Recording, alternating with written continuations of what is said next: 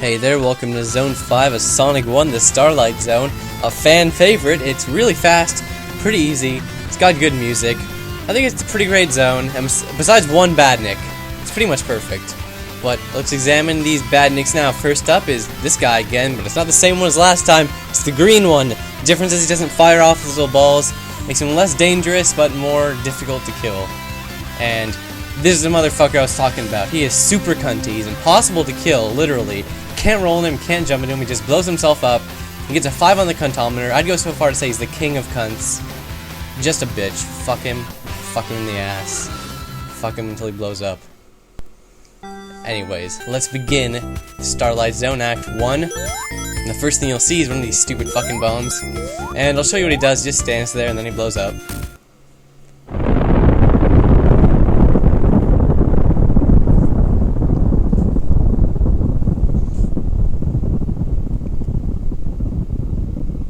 Yeah, I'm just kidding, it's not that bad, but it's pretty fucking bad. Now, they're not so bad when they're by themselves, but they cluster up in groups and become a huge fucking pain in the ass, especially in the later 2 acts. But, for now, it's just pretty easy, pretty chill. Those guys, not too hard to dodge, pretty slow, roll under them. They're not as bad as their other ones from the Labyrinth Zone, especially since they're not underwater usually.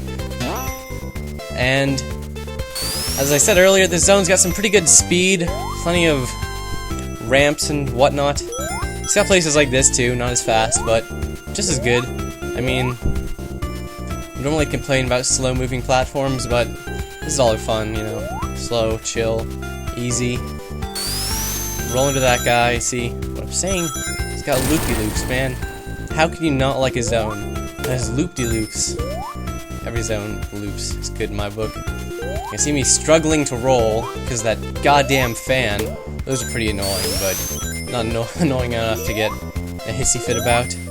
And would you look at that, we're already done. 1 minute 18 seconds, pretty fucking short, but like I said, pretty fast, so it's all good. And here we are in the special zone for the last time. And I don't know if this is intentional or what, but the last special zone is easy as fuck. Probably the second easiest one. I don't think they got the difficulty curve very well for this, but I'm not complaining. Nice, short, easy, in and out. There we go. Got them all. Like I said, Sonic got them all. There we go. All 6 of them. Now, if this was any other game, it'd be 7 Chaos Emeralds, and it'd be a lot more than just an alternate ending, but I'm pretty sure we all know that by now, and I can talk about that. Sonic 2, instead of wasting time here. As you saw, big spring for no reason, but that's what this zone is all about. Going fast, because, you know, you can go fast. And I get fucked over by a bomb, being a cunt, because you can't kill him, like I said. Look at this, how the fuck do you get by this? It's impossible, they're just everywhere. They fuck you over, and you can't even go get your ring, because there's that other one, kill ya. So you just gotta be ringless. But this zone has plenty of rings, so it's not a problem. Now this part's, be careful, you gotta be near the edge or you will get crushed. It's very unpleasant. And look at that, 2 loops in a row. That's lovely, I love loops. How many zones of loops? Not as many as you'd think. I'm pretty sure the only 2 that have loops in this is Green Hill and Starlight. And as I mentioned earlier, this zone has absolutely beautiful music. Probably my favorite track in the entire game. Probably my favorite zone in the entire game. Look at this! 50 rings in a row for free. 50 free fucking rings. And, oh, it's right before the ending. That might have been useful. Oh, I don't know. Every single fucking act before this one. But, you know, nothing to get upset about. 50 free rings. Anyways, welcome to Act 3 of the Starlight Zone. It's going by pretty fast, but it's alright. I see this motherfucker here. I decided it's worth getting hit by him just so I can destroy his dumbass. I fucking hate the shit out of those stupid motherfuckers. I found this out on accident. You can skip the first part of this act if you take that shortcut. And that's fine by me, because, you know, the first part of this act is pretty fucking boring. And I really like these obstacles, these teeter-totters with the spiky balls on them. you're using the boss as well. This is pretty ironic. I get the invincibility, and I bounce into the bomb before it activates, and I nearly die. I lose all my rings as well. Oh well, nothing to get upset about, because there's plenty of rings in this act. This zone in general. There's one right there.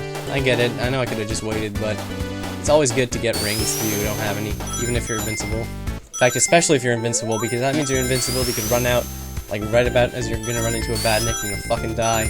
It's fucking infuriating. It's happened to me before. Like that. 6 motherfuckers lined up in a row and can't do shit to me because I'm too fast. This is an interesting obstacle. This, what's it called? Half spike ball on a chain. It's half rotating. Pretty neat.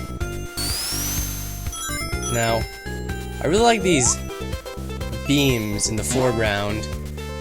It's a neat effect. I don't think they've really used it again, but I think it adds a nice little touch to the level.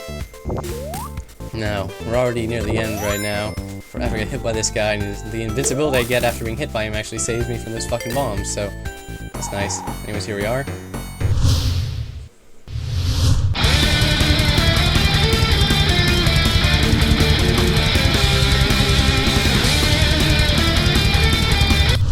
Yep, the ball shitter.